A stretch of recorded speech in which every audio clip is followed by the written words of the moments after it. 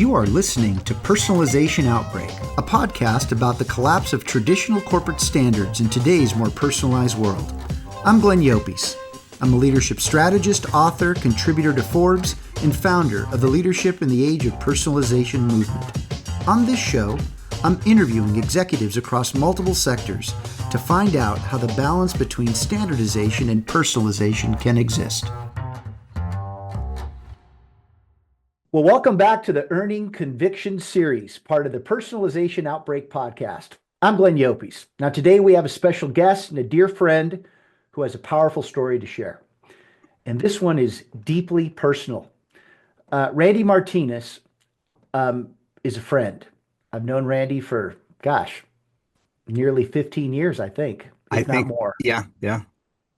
And he's a former corporate exec. We met him during the days of CVS Health, who spent years leading at his highest levels, building systems and creating opportunity, and really just carrying the weight that comes with that kind of responsibility. And for the executives and leaders that are listening, you understand exactly what I'm talking about. See, on the outside, Randy was everything the organization wanted in a leader. On the inside, and he'll tell you the story, he was burdened. I have the honor to share with you that Randy wrote the afterword for my new book, Earning Conviction. And what he wrote, it stopped me because he just didn't describe what the book meant to him. He described the exact moment, that pivot point where he felt that gap between the role he was performing and who he actually was as a leader. That gap. See, that's what this series is about. So before we get started, please click the like button below, share it with your colleagues, and subscribe to our YouTube channel and social media at Glenn Llopis. Randy, it's great to have you here, my man. Glenn, really appreciate everything you've done and all your support. Thank you so much. Thanks for the invitation. Excited to have this conversation with you. Well, why are you excited, Randy? What is it about it that excites you? Because you're afterward, and we're going to talk about it in depth. I mean, these things you've been through a lot. And I think what's happened is that this realization of what, a corporate environment can actually do to something. I mean, you're living proof that you can see it, do something about it, and then pivot, and then find yourself all over again. So why are you excited to be here? Yeah, that's a great first question. I'm excited because I get to convey the message of figure it out before it's too late. Because for me, I started finding my purpose and doing the things that I've been wanting to do my entire life, almost 20, 25 years later, and I've seen a lot of people figure that out a little bit during their career, but a lot of times, at my level and at the level of a, mid to senior executive, we get so consumed with our work that we put all personal things aside, and suddenly you get laid off or you get squeezed out or it's time to retire or whatever it might be. And you get out in the street and you're looking around going, oh my gosh, what next? What do I do? Who am I? What's my purpose? What's my identity? I left it over there. And I think it's important for people to start figuring out what their purpose is and start getting ready for Act Two. Okay, well, I think this is a good place to start, Randy. Thank you for that transition because I'd like to start with a word that you used in the afterword. I mean, you said that word that best captures what this whole season of leadership and the season of your leadership was. And that's the word burdened, not challenged, not stressed, not growing, Randy, but burdened. See, that's a heavy word for a leader who was succeeding by every external measure. So, Randy, help us understand what that burden actually felt like and where was it coming from? Yeah, no, that's the word burden is how I was feeling toward the end or at the end of my corporate career. Look, To get to those levels in an organization like CVS or Pizza Hut Global, right, an iconic brand, CVS, the fourth largest in the country, you have to have a very high level or high degree of ambition. And you have to understand and know how to navigate a very complex environment. And one of the questions that I ask myself all the time and I reflect on is why and how, Randy? Like, what made you that way? Why so ambitious? Why was it so important for you to study a corporate environment and really understand how to navigate? And so I reflect on that. Look, I love the responsibility. I wanted that high degree of responsibility. I wanted to be able to make decisions, to innovate, to get people excited to do very cool things that would help their career, would help them feel like they achieved something, to help them understand that they're capable. Those were the things that drove me to lead. Mhm. But what happened? When you get to a certain level, suddenly everyone is looking up at you and you have to have all the answers. They want you to have all the answers, all the solutions. You have to say and do things the right way, a certain way. You have to deal with problems because when a problem arises, it's not like when you're in middle management, you can reach out to your peers and say, hey guys, let's figure this out together. People will look up at you as the leader and expect you to have the answers. And you have to deal with so many different things. And then I was traveling, the last couple of years of my corporate career, I was traveling almost every 2 weeks to Texas. So I would get up at 2 in the morning on a Monday, drive to Logan Airport in Boston, fly out, literally rent my car and walk right into the office and go at it for like 3, 4 more days, get on a flight back, land at midnight and go at it. And then wake up and keep dealing with problems and issues. I had teams of people that um, were attacking me. What a new team I had taken on attacking me. I was even, I think, I was the DEI guy, and suddenly because I had to let some people go as I was restructuring a team, I was being challenged by somebody on the team for being biased. And I'm thinking, how is that even possible? That's not where my mind is. And so it just became a burden. It wasn't what I expected. It was a very lonely place at the top of the mountain, right? At the top of the hill, it's a very lonely place. And you wake up nodding your head going, oh man, I got to go do this again today.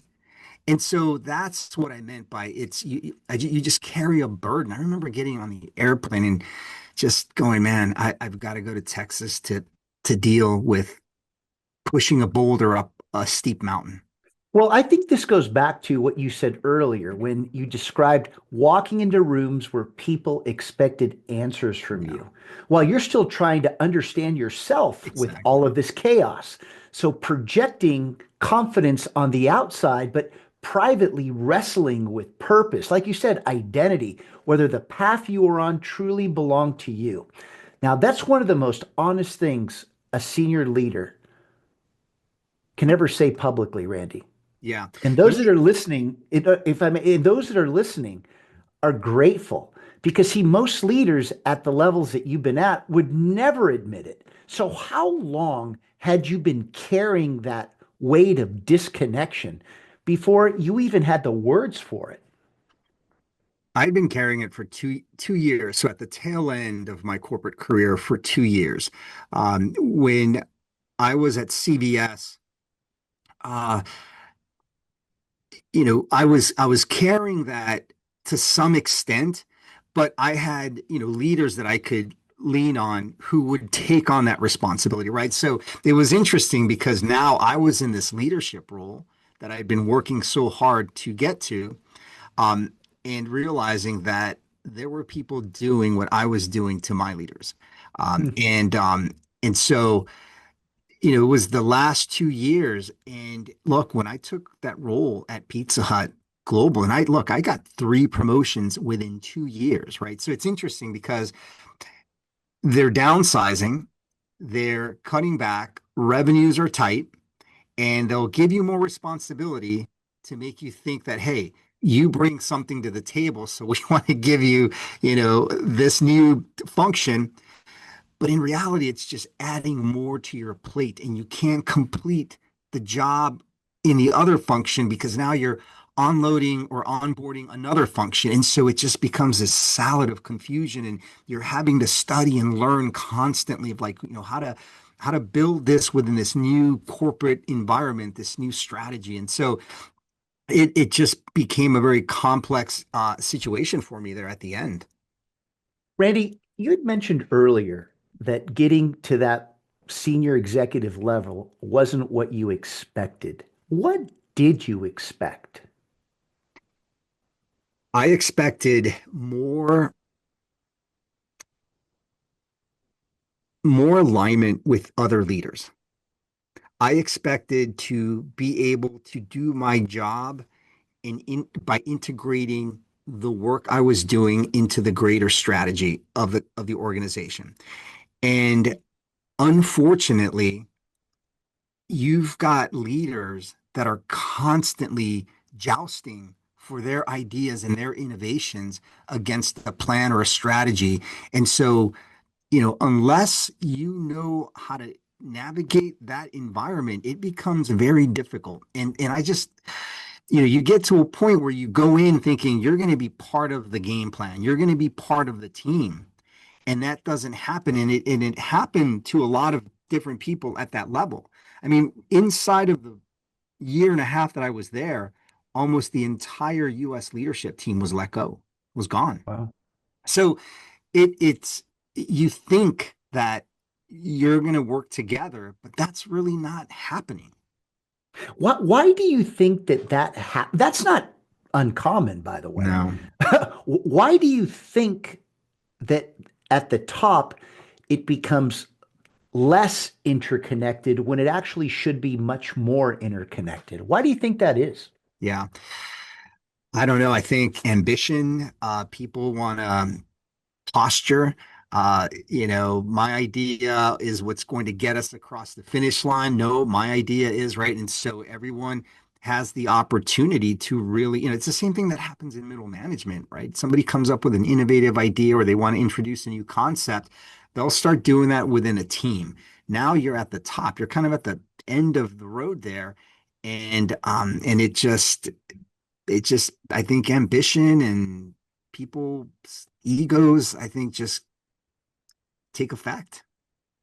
Now, Randy, let's shift gears a bit because in the foreword you talk about what happened after the murder of George Floyd, and this is the world inside organizations, as you know, changed overnight, and you were at the center of this. Yeah. Now, competing demands, raw emotions, voices to defend, pain to absorb. I mean, you remember that. Yeah. And an organization that still needed to move forward. I mean, every organization was at the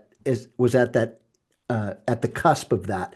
And you said that no matter how carefully that you led, someone always felt unheard. And that's an impossible position to be in. And yet you just kept going.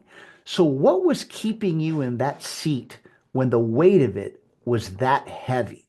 What Yeah. did you do? Yeah.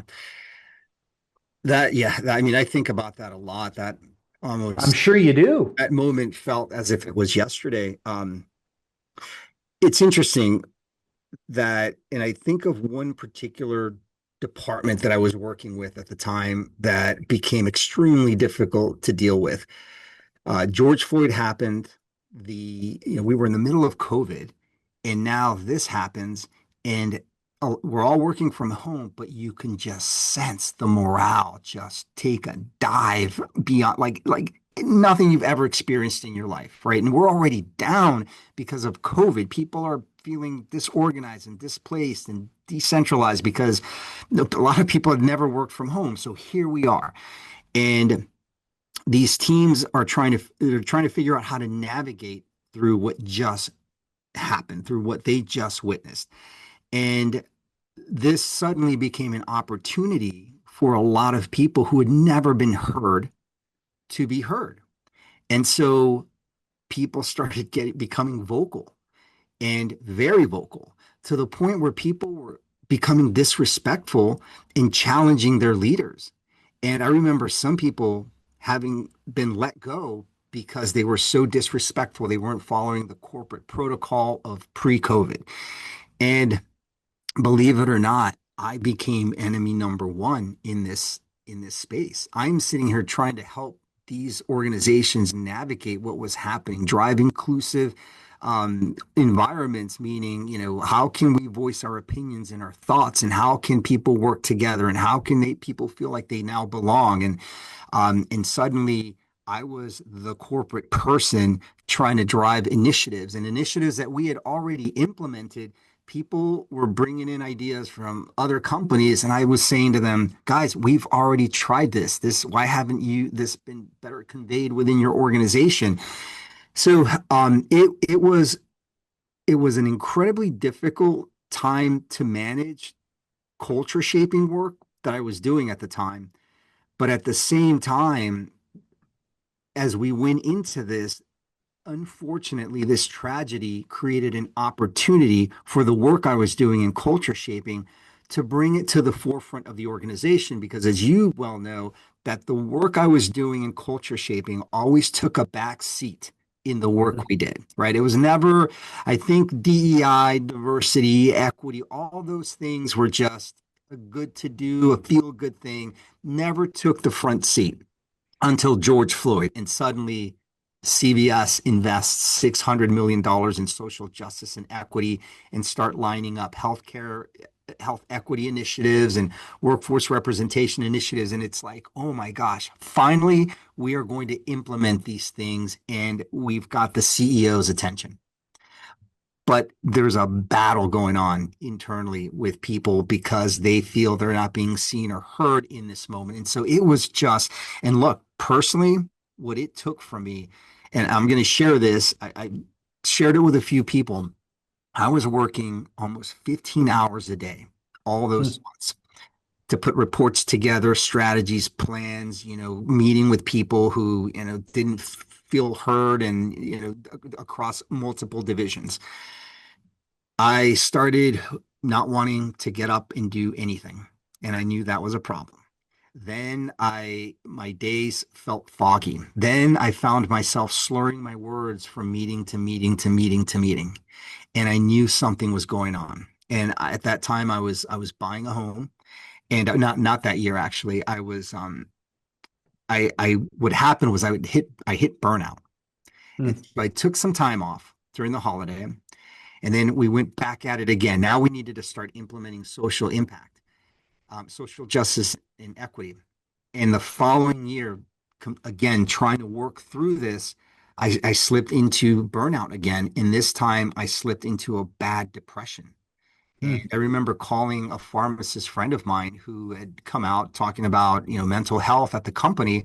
I told her what was happening, and she said, friend, you need to call this doctor. You need to consider getting on some medication to get you through this. And you are legitimately facing depression right now. And that's when I knew that was kind of the real beginning for me, when I realized I can't live like this. This is crazy. And what happens, right? You put all that work and effort in, and it disappeared. Fast forward 4 years, that program no longer exists. Their DEI program does not exist the way it did when we were there.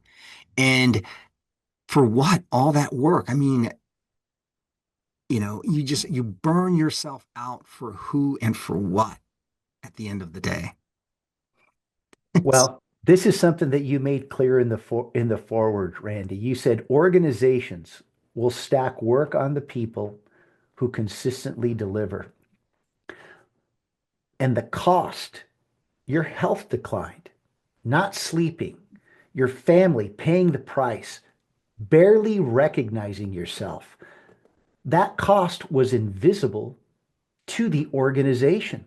So, why do you think that high performing leaders like you keep seeing yes, even when everything inside of them keeps saying no?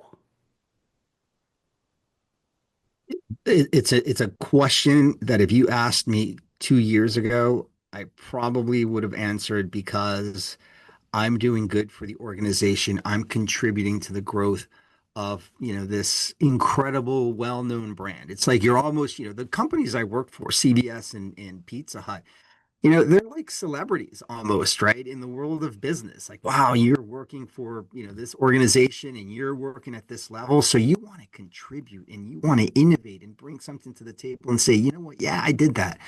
Um, but looking back now, and looking at the things I built at CVS that are still there, nobody knows that I developed those things. Nobody can care. And they're big things.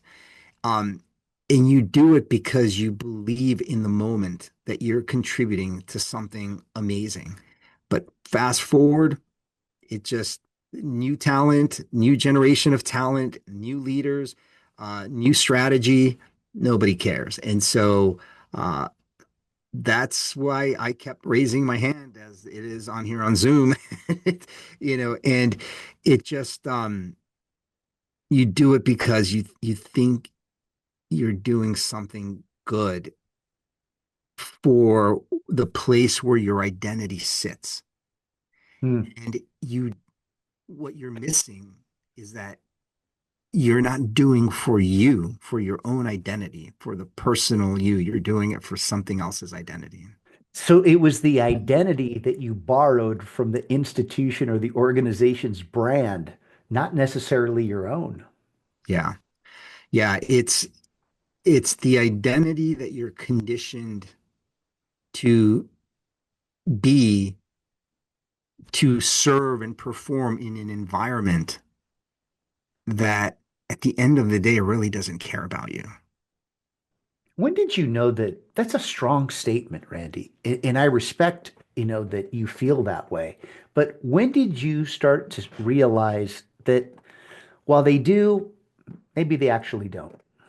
It was during George Floyd. That was that was a huge wake up call. Here I was, like I said, working 15 hours a day and, and on weekends, giving up time with friends and, my daughter seeing me just evolve into some kind of monster, right? It was just nuts.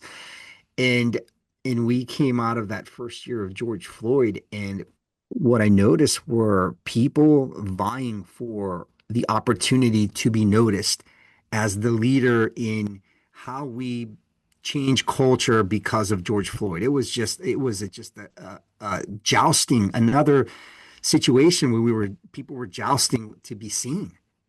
So who do you think, I mean, in retrospect here, Randy, who should have been more present as this chaos erupted? I mean, is it the CEO? Is who should have minimized the chaos? Is it you? I mean, what do you think uh, could have been done differently, knowing what you now have learned? So I've always been pretty assertive, straightforward, right? So look, things happened in those during those times, and I didn't hesitate to get on a Zoom call and with our teams and call somebody out. Hey, you want to play this game? You're playing with the wrong person, the wrong people. I had no qualms about holding back. And I did that in front of leaders and expecting that they would then step up and address it, but it never got addressed. It thinks because what happens then, they're moving in so many different directions too, and having to address other issues and, in all day meetings that they won't get into that minutia. And so you've got this dynamic happening and people aren't addressing the issues. Yeah. You know what, Randy, as I listen to that, and I appreciate that, this is what I would call the standardization trap. Because when you're in that much chaos, there wasn't a playbook for that time.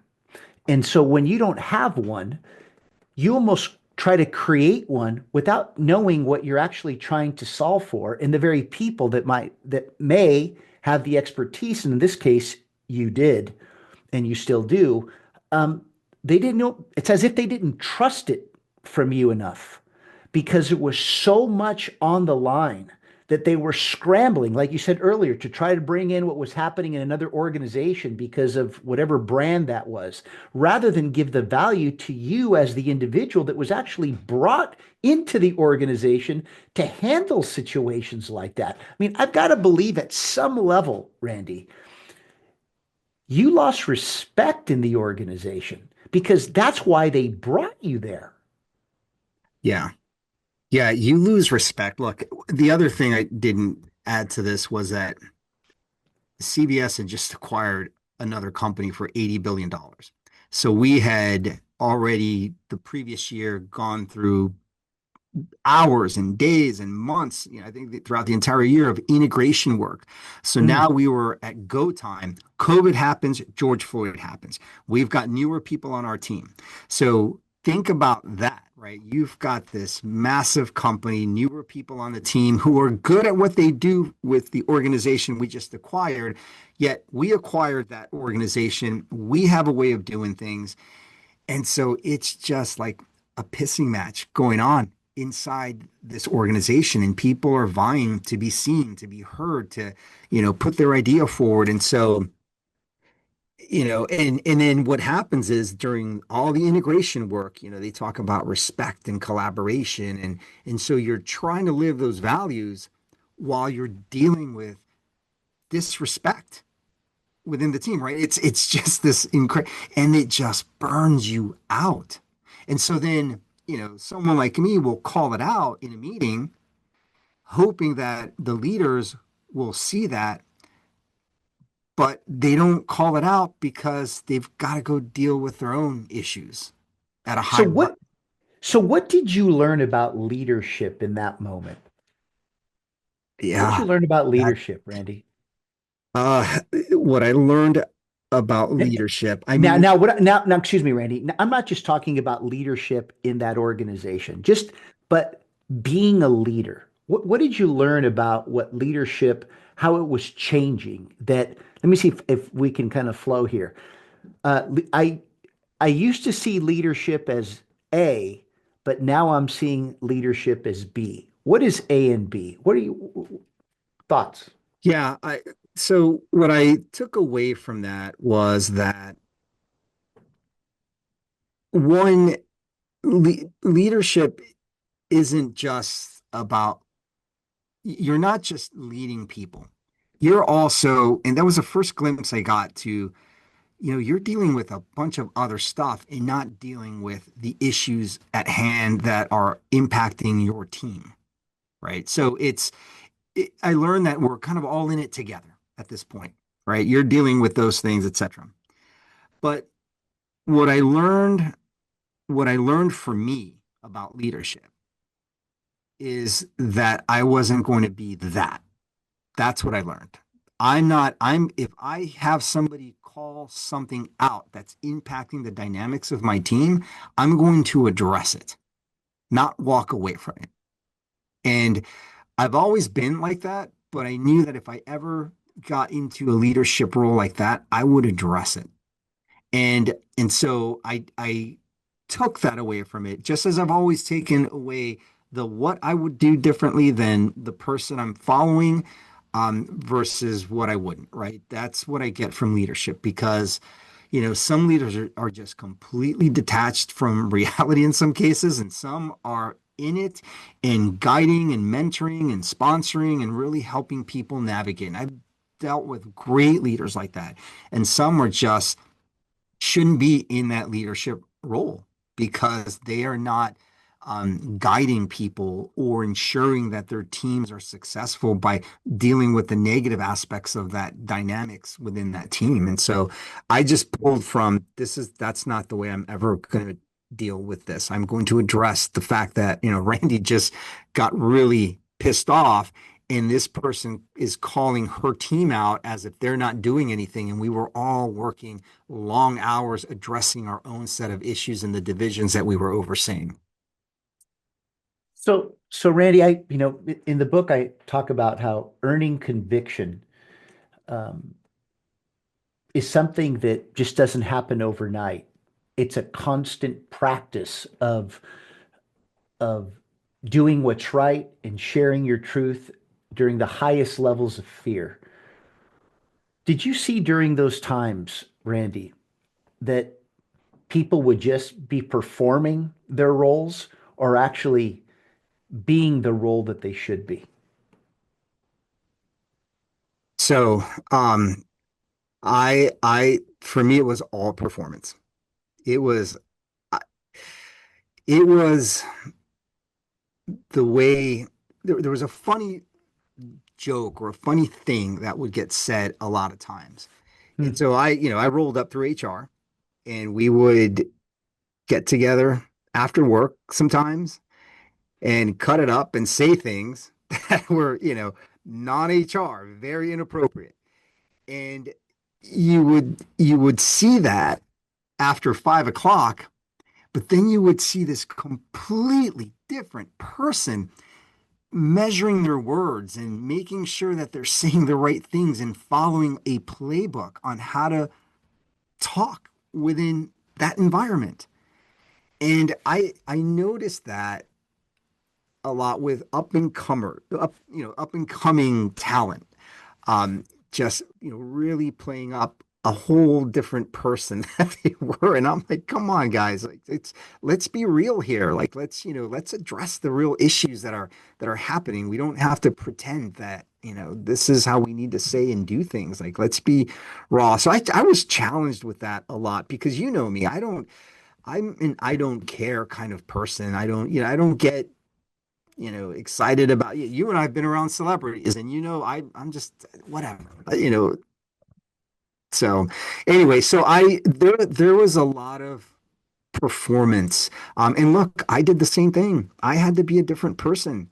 For me to excel in that environment, I had to play a role. We all have to play a role. We have to play the role of our title. It's a script. We read values and missions and vision statements. Those are our scripts. And if you perform that script properly and you execute and you bark up the right tree, you'll get noticed. If you show up with, tattoos and rings and, whatever it is, believe it or not, they will judge you and you will struggle to get to where you want because you're not playing by that playbook. You're not performing properly. You have a role if you act a certain way within the organization. It's just not that leadership role that you might somebody might be chasing. Randy, what do you say to leaders who are listening to this right now or watching it on YouTube that are saying to themselves, "Man, this guy's got a lot of courage to call it out."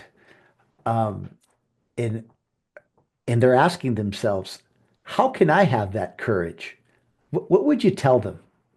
Oh, geez. What would I tell them? I mean, look, the courage to talk about this like this, uh, came after finally, the 20-year career that I had said, thanks, but no thanks. You are now a number, and we got what we needed from you, or not. And Hmm. here's a little package for you, and good luck. And you take a step back, going, oh my gosh, like 20 years of a career. And I used to bleed CVS red. I used to like, and this has nothing to do with CVS. It's just the what you do for something like that. And so you step back. So I stepped out and I've had 2 years to reflect, to really think about that. And I've talked to a lot of people. I've mentored a ton of people from CVS that I still talk to who have now moved on to different companies. And, I still spend, time with them. And I hear the same exact challenges. Their problems haven't changed. It's just the location, title, and name of the company. That's what's changed, but the same issues. And I've just learned that, what, it's who, like, if you don't understand the reality of what's happening here, you're going to be in that cog. And so finally having stepped out, detoxed from the whole experience, Yeah, I'm calling it out because that's what it is. Because on the other side, if you find your true self, your purpose, you start living with some meaning and doing the things that, get you excited about life, then you realize that that was just something that, great, I learned a lot, but it was something that didn't cultivate me as a person properly to navigate the world. Tell us if again, you can pass, Randy. We've known each other for a long time, and I don't want to put you in an let's just say in a vulnerable position. And so I'm going to throw it out, and you could pass. But what was the detox process like? Can you share that story? Yeah. It's when detox meaning, you live a very structured life. I lived on a calendar. Like I mean, Glenn, it was nuts. Working from home, I had, lunch time. I'm gonna go break out 30 minutes to go to the bathroom, to go for a walk. I'd have to set the schedule so that I had a little leeway, right? It's, things I did after work, drive time. I'm going to drive here, and I would put drive time on the calendar and estimate how, like, you live like that. So you live this incredibly structured life. You're going to meet with somebody, you've got to read this. It becomes your every single day, not from 9 to 5, from 6 a.m., 5:30 a.m. when you're trying to get a workout in and you're trying to read some documents before you start your day. And then at night, you have dinner and you have a conversation with somebody and you block out. It's just structured like that. So then you're doing that for something else for 20 years and more so at the tail end. And suddenly you're on your own trying to figure out what Act Two looks like for you. And so for me personally, I was, building something that I've wanted to do for a long time, right? I wrote a book, I started doing podcasting and, building a little coaching business and really building out now. And I realized that I was struggling doing for me what I did excellent for something else. And so I had to rebuild discipline, consistency, and persistence for me. And what I found myself doing is desperately wanting to go back to that, right? It's like you're Hmm. alcoholic or you drink or whatever it is your addiction is. You're trying to get sober, but you get fidgeting, you can't do it, and so you want to go back to what numbed everything, right? And I wanted to go back to what I was familiar with. And so I would apply for roles. And I went into some interviews, and the interviews were all the same. They wanted the same thing, same problem, same issue. I was like, this is nuts. What am I doing? And time went on, and I remember about a year and a half went by, and it was in November of last year when I felt this.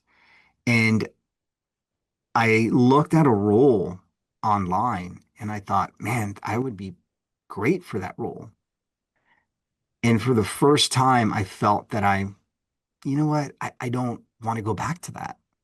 I don't want to go back to that. And I don't need that right now in my life. I don't. And to be able to say that and do that, not get anxious and desperate to want to go back to the comfortable was when I realized I was further along in this corporate detox, that I didn't need that I was beginning to find myself and my purpose in a different path forward. Powerful. Randy, what do you think let me step back here. What am I taking away from this conversation? There's a heavy burden for being performative. Um, there's a lot of disappointment when people don't trust your brand.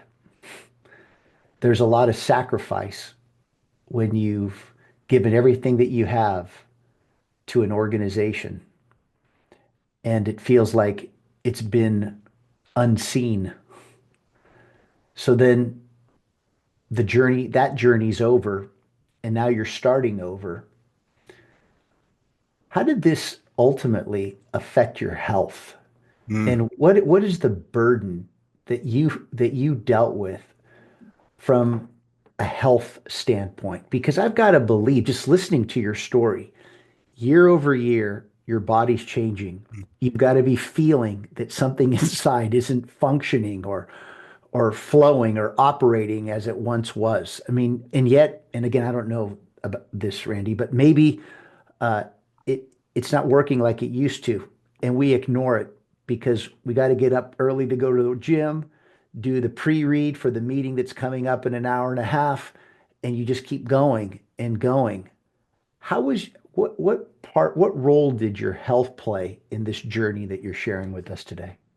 So, look, that is the most important question. So I'm going to tell you a story real quick, and then I'm going to tell you about my health because I don't care. I'm happy to be open about this. This is important for somebody to hear and understand. So during COVID and the George Floyd murder, as you know, CBS was right smack in the middle of it, right? It was, we were testing and then getting the stores ready for the vaccinations. So it was, it was all hands on board or all hands on deck. And the marketing team, I have a lot of people that I worked with in the marketing team. They were working 8 hours Saturday and Sunday on top of the 8, 10, 15 hours they were working during the week, right? Building out how things were going to be marketed. The talent acquisition teams were hiring thousands of people to do the testing and vaccinations. It was crazy.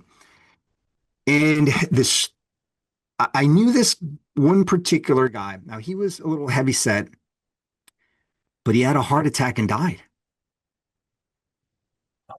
And it was in the middle of when this marketing team was full throttle, just working beyond anything. And Now this person worked in the in marketing the team. marketing team, yeah. Okay. And look, I'm not saying it was because, right, his health, person's health might not have been great, etc. But to your point, right, the stress and the level and the speed that you're working is going to take effect at whatever level your body and your health is. And the crazy thing is that a few people addressed it, and it was one of those things where you look at each other in the room going, it's probably because of the way we're working, but nobody said it. And so it passed. Fast forward to me. So I'm traveling, like I mentioned earlier, to Pizza Hut every 2 weeks or so. And that was a grueling schedule. And I wasn't working out. I wasn't eating healthy. And suddenly in 2023, I go get my annual, and my first numbers that came back were my triglycerides. So I think the max in the normal range is 400. Okay. I'm not a doctor, so I'm just giving some numbers here. But all I remember is that the number that came back for my triglycerides was 850. And my doctor was like, what is going on? I finally ended up getting on high blood pressure medication, and diabetes showed up Oh my. in 2023. I'm like, what? So fast forward, and I get laid off in May of 2024. And several months go by, and I'm sleeping better. I'm working out every day. I put a plan together. For me to write this book, I'm like, I got to put a plan together to stay focused, and working out and eating healthy is going to be one of them. My numbers came back all normal, everything in the green. Those triglyceride numbers hadn't gone all the way down, but they had gone down significantly. My sugar levels had normal, even though I was taking medication, they were below the number they were supposed to be to manage. Everything looked great with my health. And I thought, isn't that something? Here you are working as hard as you are to something that you're just convinced that, and look, I believe that working hard, having good work ethics is important, but that's the toll it takes on your health. So, what do you advise somebody to do when they hear their body speaking to them? Address it. I mean, address it. And whatever comes back, whatever information about your health comes back, I please take it very serious. Because looking at that now, I want to be here when my daughter gets married one day, when she graduates college, when she has children. Like, I want to be part of that. And if you're working at that level and not taking care of yourself and your body's taking a toll that way, you're doing it for what? You know, Randy, this is certainly a truth that you had to learn. I mean, the company sees a role. This is what you shared with me in the afterwards, that the company sees a role and you have to protect the human being inside it. So who has the responsibility here? If you look at the Yeah. macro, Randy, is it the individual? Is it the organization? Is it both? Because the things that you're talking about now are things that very few people talk about. And I mean, I'll give you a quick example of someone that I asked one day in the work that I'm involved in. I asked her, you know what? If I said that you can take the next 3 weeks off, how would you feel about it? And she said to me, I'd be more stressed than ever before because the moment I try to go enjoy myself, I know that because I'm overlooking the operation, that whatever goes wrong while I'm not here is going to be placed on me. So it seems like this never-ending cycle. But in the end, I mean, we need to protect ourselves from that. So how does this get fixed, Randy? Because it's just not sustainable. I don't know that it gets fixed. I think everybody owns the responsibility here, right? Look, a corporation owes to its shareholders. So they've got to perform and they need to build an infrastructure and an operations that's going to deliver for their shareholders. Period. Okay? And the leaders at the top that make the big bonuses are going to ensure that that gets delivered. Then, those bonuses trickle down to, senior managers and whatnot. So, at the end of, every year, you'll get those bonuses that then allow you to go do some work on your house or buy your new car, those things that you've wanted. So there's this weird cycle that happens, right? But in the end, so the company has some responsibility to ensure that its employees are healthy and functioning well, and if they have high performers, that they're taking care of themselves, and they lay it all out. They'll put programs and plans and health apps, to make sure you're doing everything right. Um, but it's not mandatory. It's there if you want to use it. But at the end of the day, it really falls on the person. You have to make the decision whether this is the place you want to be working in or not, and what's most important to you in life. And figure out how you navigate that process. Can you leave the situation? I've talked to people and have had these same conversations one on one, and people have said to me, I just can't walk away from this because I need to pay my bills. I need to do this. I've got a family. And I get that. That's what makes that's the predicament, right? But what is it all worth in the end? And so it's everyone's in the position to make a choice. It's who makes what choice. Me as the individual is in the position to make the choice of should I walk away? And I remember many, many, many nights and days or sitting on an airplane going, oh my God, can I really keep doing this? And the only options were stay or go. But I had a house, I had a car, I had a kid going to college. I had, you're in a predicament. So management of yourself and your time and your family and figuring out what that balance is probably the next option. But you've got to have that truth telling with yourself in the mirror and ask yourself, what's that going to look like when they're just piling on the work? Randy, you wrote something in the afterword that, quite candidly, I believe it's the most powerful part of the entire book. And you said this: leadership that cost you your health, your peace, or your identity is not leadership, it's survival. I want that to land for a second for everyone because there are just so many leaders right now listening to this that are just surviving. They're not leading, Randy, they're surviving. And they're convinced, and they've convinced themselves that that's just what leadership requires. So, Randy, as we close, what do you think is the difference between a leader who's earning their conviction and one who is simply surviving the performance? Yeah.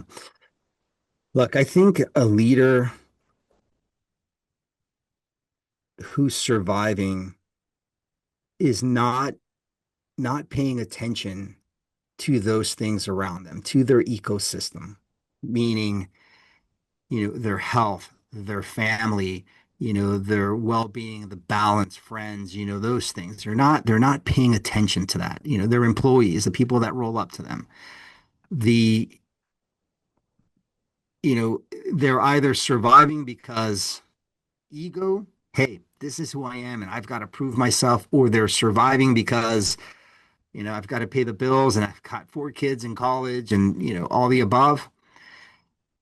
But I've seen the leader who takes care of their employees, um, to make sure that they know everything about their employees so that that employee can navigate, the opportunity that they have at hand, but also their personal selves. And that's a leader that is not surviving. They are ensuring that their ecosystem is well balanced and being taken care of. I've seen very, very few people like that.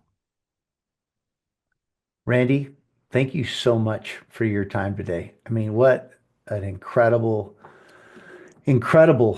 uh, moment I've had here with you, and I'm sure our listeners are going to feel the same way. I mean, not many people that have risen to the top have shared these types of stories so openly. And it's, you know, look, I think we're all learning how to survive and navigate these new times that we're living in.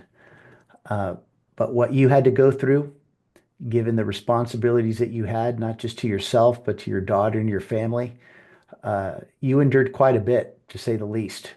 And the fact that you've come out at the other side,